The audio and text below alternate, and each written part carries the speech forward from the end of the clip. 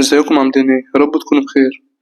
في مكان بعيد بقى في صحاري منغوليا القاسية اتولد طفل محدش كان يتوقع إن هو يغير تاريخ العالم.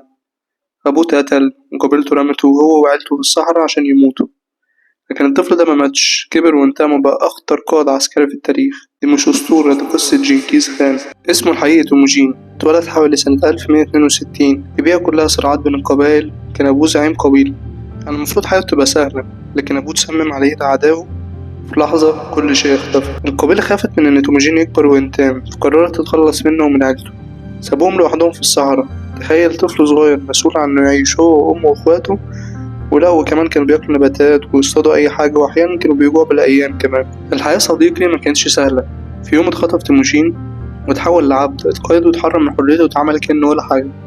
لكن هنا ظهر أول جانب من شخصيته، رفض يستسلم وخطط واستنى اللحظة المناسبة وقرر يهرب. والهروب ده ما كانش مجرد نجاة، ده كان بداية التحول الحقيقي. بعد ما هرب بدأ بقى تيموجين يفكر بطريقة مختلفة يا صديقي.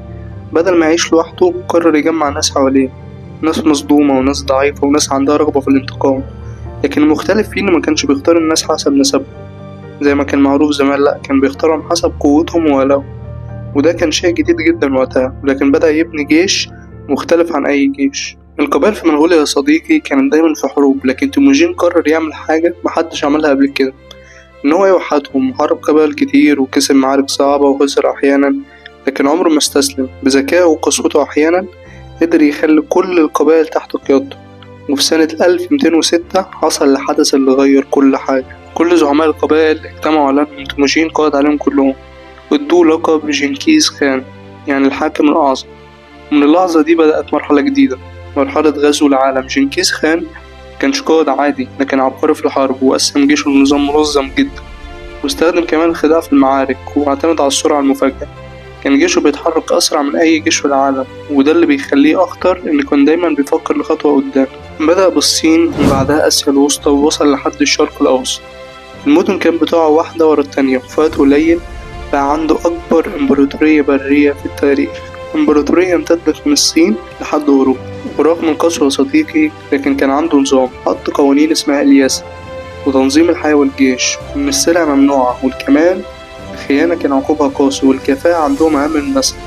يعني كانت قوانين كتير غريبة جدا. وكان عندهم لية الحيوان ما ينفعش ياكله، لا لازم يطلع قلبه الأول من جوفه وبعد كده يبدأ ياكله. يعني كانت قوانين صعبة جدا، وده اللي خلى دولته قوية جدا ساعتها. لكن لازم يا صديقي نقول الحقيقة إن جنكيز خان كان قاسي جدا وشديد البأس زي ما الناس كانت بتقول عليه. حروبه كانت فيها دمار كبير ومدن كاملة اتدمرت، وده جزء مهم من القصة، إن النجاح أحيانا بيجي بتمن. سنة 1227 جنكيز خان مات، لكن إمبراطوريته ما انتهتش. أولاده وأحفاده كملوا ووسعوا الإمبراطورية أكتر. وبس كده يا صديقي، ده جنكيز خان، من طفل اتساب يموت لأعظم قائد في التاريخ. القصة دي بتقولك حاجة واحدة، إن البداية مش هي اللي بتحدد النهاية، لكن اللي بتعمله بعد كده هو كل حاجة. وهدف إن أنا أحكي لك قصته، مش هقولك إن هو كويس وتعمل زيه. وبس كده يا صديقي، لو عجبك الفيديو متنسانيش بقى بلايك وشير وسبسكرايب، وقول لي إيه اللي عجبك في قصة جنكيز خان، وقول لي حابب مين أتكلم عنه الحلقة الجاية. بس كده، أشوفكم في فيديو جديد. سلام.